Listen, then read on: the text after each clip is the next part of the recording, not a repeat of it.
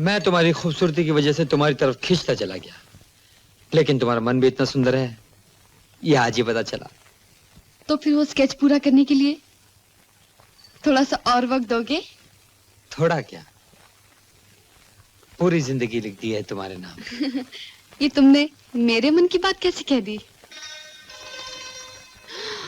दिल को दिल से राज होती है। डैडी! हेलो बेटे। Daddy, daddy meet Atin Singh. Hello, how you? ये रसिकपुर राजवाड़ी के वारिस हैं डैडी। रसिकपुर? वैसे तुम काम क्या करते हो? जी मैं जेनिथ ऑटोमोबाइल्स में असिस्टेंट सेल्स मैनेजर हूँ। Oh I see. अरे विक्रम, आओ आओ आओ। Hello uncle. Hello, how you? Fine, thank you.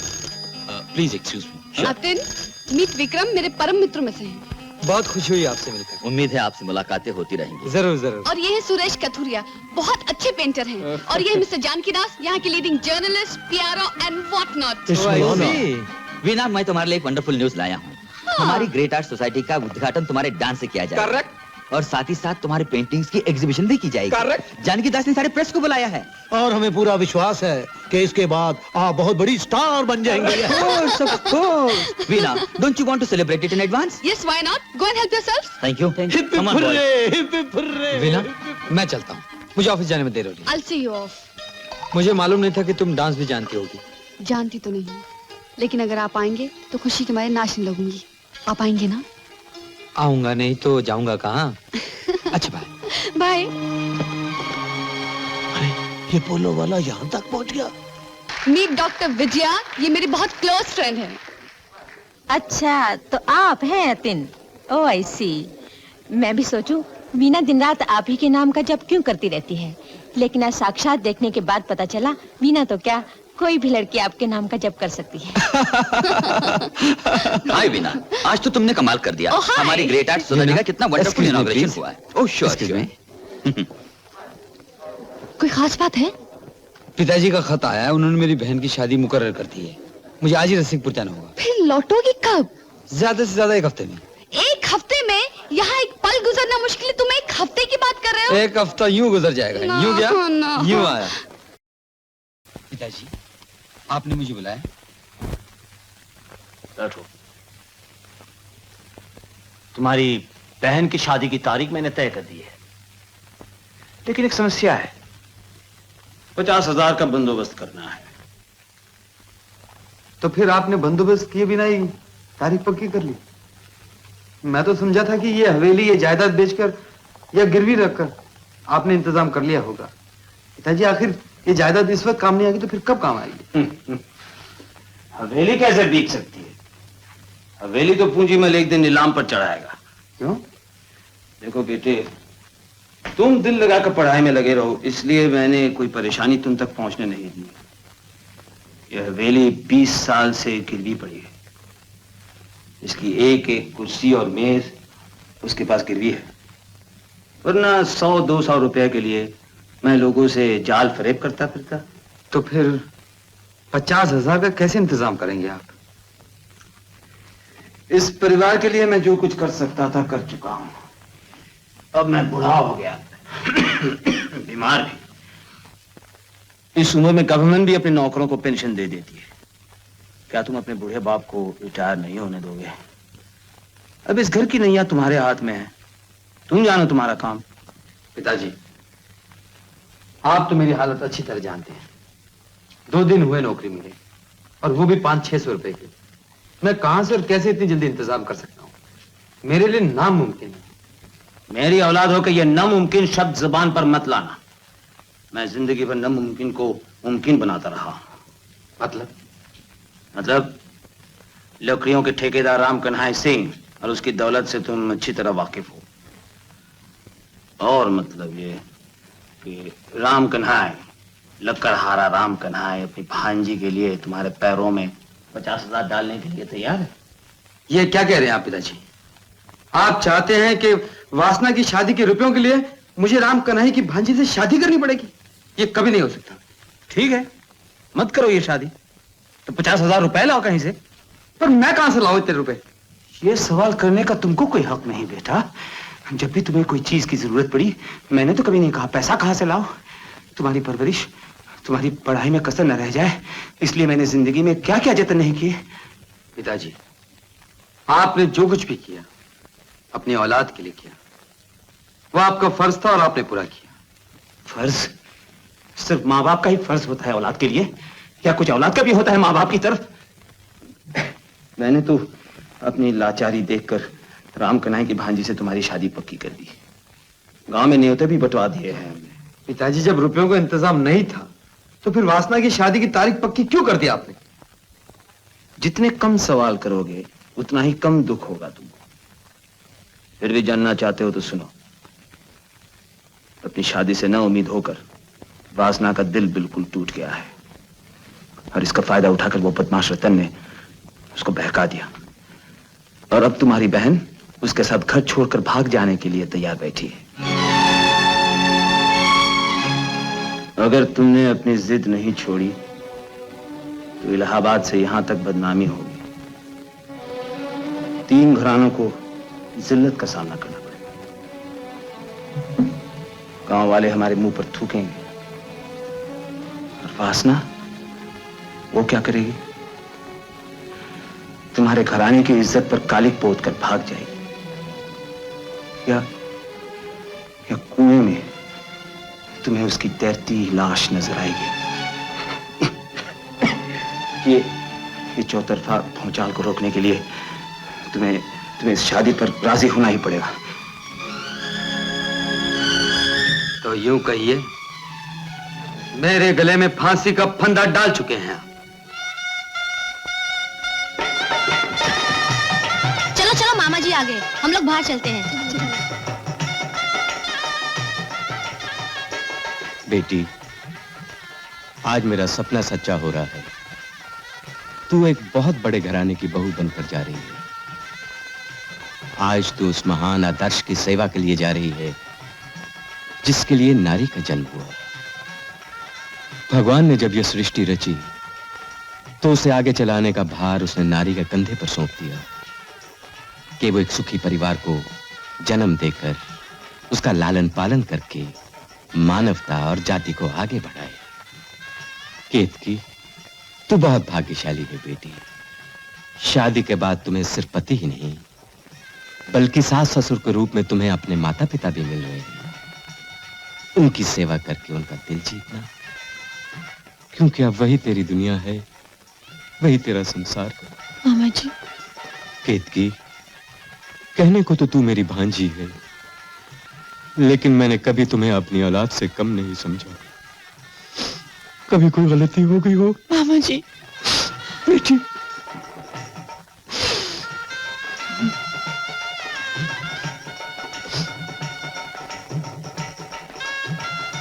ये तेरी माँ की निशानी है। उसका आशीर्वाद समझकर हमेशा इसे अपने पास रखना।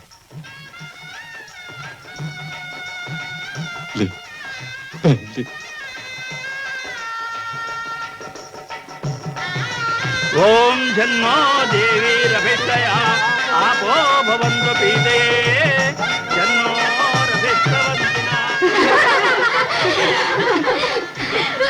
बन्नो, ननन से इतना शर्माओगी तो अभी दूल्हा घूंघट उठाने आएगा, फिर क्या करोगी? पलंग के नीचे छिप जाएंगी। वासना, एक गद्दा पलंग के नीचे भी बिछा दो। आधी रात बीत गई, अब तो दुल्हन की जान छोड़ो। भगवान करे तुम सब जल्दी ऐसे फूलों के सेज पर बैठो। मौसी, आज तो आपको भी अपनी सेज याद आ रही होगी। हाय राम। वासना, तू भी चल।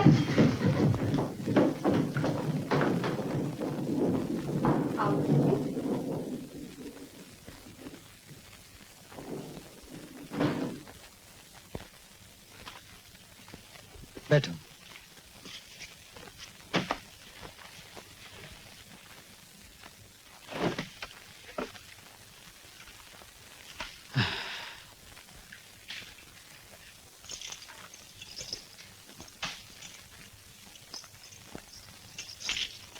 अरे अरे, ये क्या?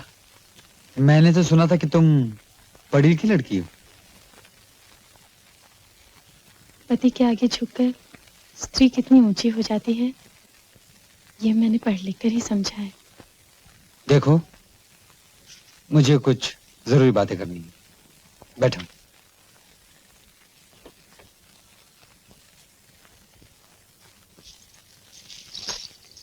जी। बात यह है कि नहीं, इस वक्त ठीक नहीं होगा। तुम बहुत थकी होगी, सो जाओ। मुझे भी नींद आएगी तो मैं बालकनी में सो जाऊंगा।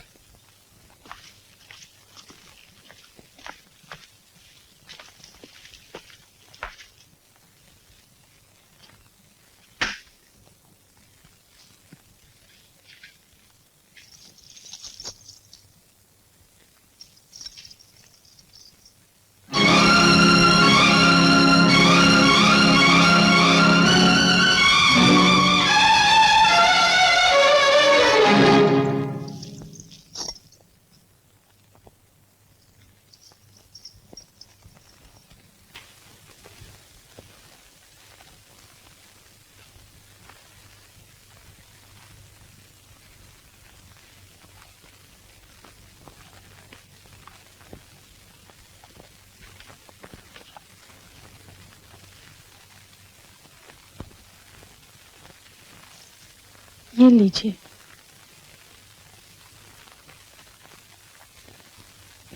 ओह, तो तुमने देख ली तस्वीर? आपकी जेब से गिरी तो नजर पड़ गई।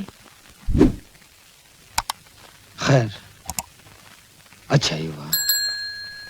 इतनी देर से मैं इसी परेशानी में था। सोच रहा था जो बात तुमसे करनी है वो अभी करूं तो तुम्हें बहुत दुख होगा, न करूं तो तुम्हें इससे भी ज्यादा परेशानी होगी।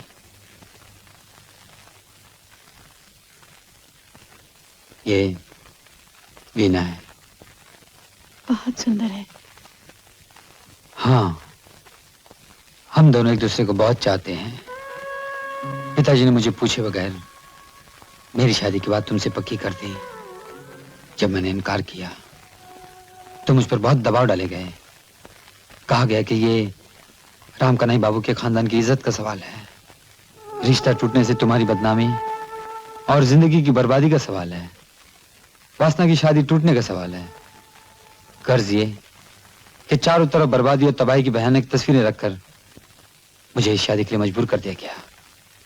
सच्चाई तो ये है, इस वक्त इस कमरे में बैठकर तुमसे बातें करना भी यूं लग रहा है जैसे कोई जुर्म कर रहा हूं।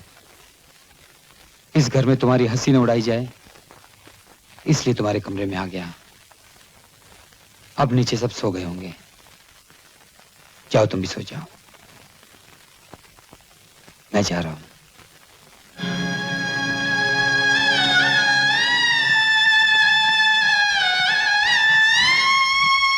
शादी कर ली? ये तुम क्या कह रहे हो? I can't believe it. पहले मेरी बात तो सुनो। Don't touch me. अगर तुम्हें यही सब कुछ करना था तो फिर मैं जज्बात के साथ क्यों खेला?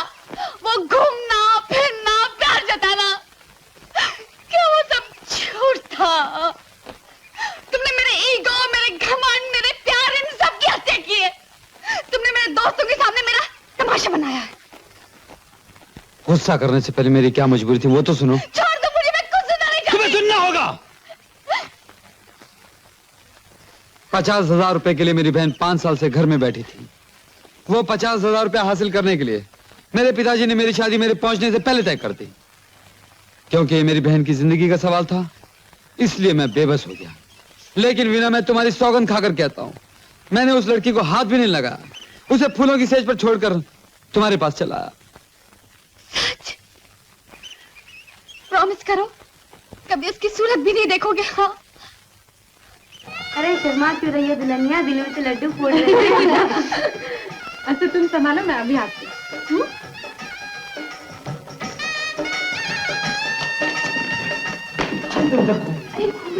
कितना काम पड़ा हुआ है। लड़के का बाप दहेज देखना चाहता है।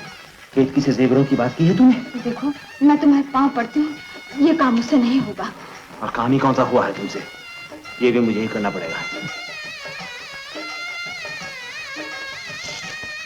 केतकी, बारात आ चुकी है बेटी, क्या कर रही हो? तैयार हो रही हूँ पिताजी। वैसे तो मैंने वासना को तैयार कर दिया है, लेकिन जेवर कहाँ है? सुनार उसके जेवर ले आया क्या? वही बर्बादी तो बताने आया हूं बेटी। आदमी लौट कर आ गया है। कहता है उसकी दुकान पर पुलिस का रेड पड़ गया। वो जेल में है। मुझे क्या पता था कि वो सोने की स्मगलिंग भी करता है। मैं तो उसे अपने जैसा शरीफ आदमी समझता था। पूरा पैसा पेशगी दे दिया था।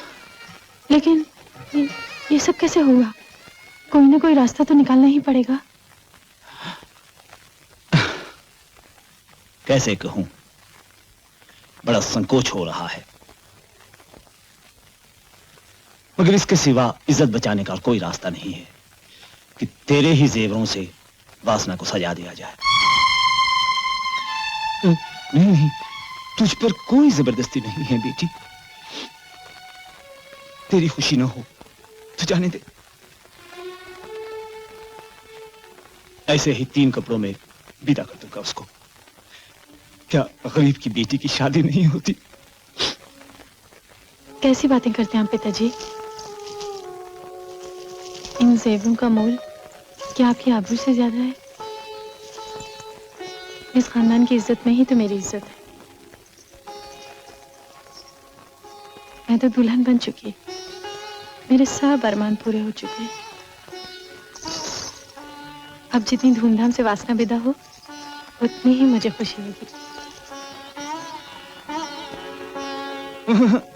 भूल से एक रह गया शायद। ये तेरी माँ की निशानी है। उसका आशीर्वाद समझकर हमेशा इसे अपने पास रखना। ये मेरी माँ का आशीर्वाद है, लीजिए, ये भी दे दीजिए। इसके साथ ही वासना को मेरी माँ का आशीर्वाद भी मिल जाएगा।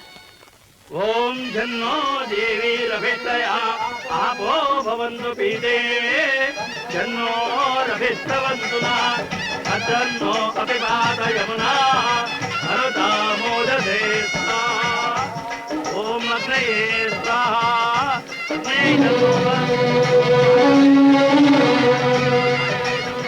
आज ब्याह के दिन केतकी के बदन पर एक भी जेवर नहीं है। क्यों रंग बनाई? भांजी के ब्याह में किराए के जेवर चढ़ाए थे क्या? ब्याह के बाद सब वापस लौटा दिए। न जाने क्या बात है। पूछता हूँ केतकी से क्या मामला है। अरे पूछते क्या हो राम कन्हई बाबू, दुल्हन को देख लो, सब मामला समझ में आ जाएगा। वही जेवर है ना? उस कमीने कमल ने मेरी भांजी के गले में एक हार तक भी नहीं छोड़ा।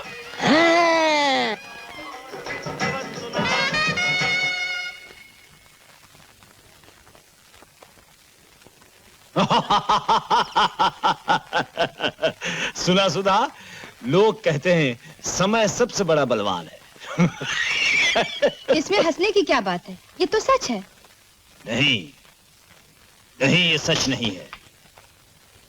ये समय मुझको पीस कर मिट्टी में मिला डालना चाहता था।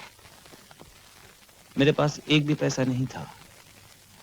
एक अजीज, एक दोस्त भी हाथ बटाने वाला नहीं था। मगर तुमने देखा, मैंने अपने दोनों बच्चों की शादी की थी, धूमधाम से की। दुनिया को दिखा दिया रसिकपुर राजवाड़ी की शान और शौकत अभी भी वैसी है जैसी जन्म जन्म से थी। 7-7 कोस लोगों के कलीजे पर सांप लौट रहे होंगे।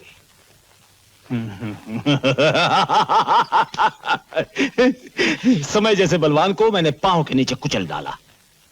ऐसे अहंकार के शब्द मुंह से मत निकालो, नहीं तो भगवान को बुरा लग जाएगा।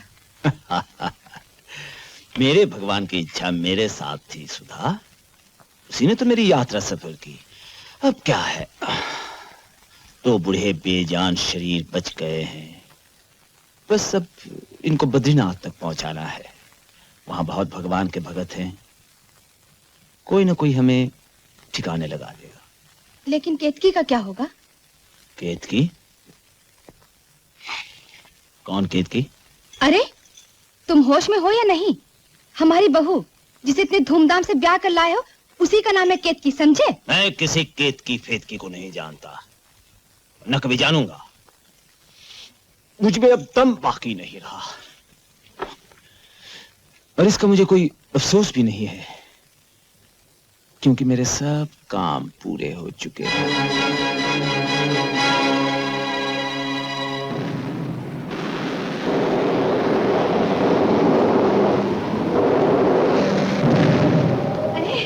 सुनते हो, वापस आ गया आते।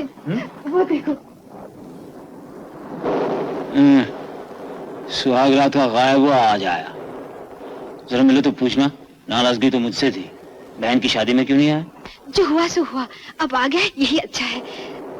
वो बैग में क्या रहा? बहू के लिए तोहफा लाया होगा।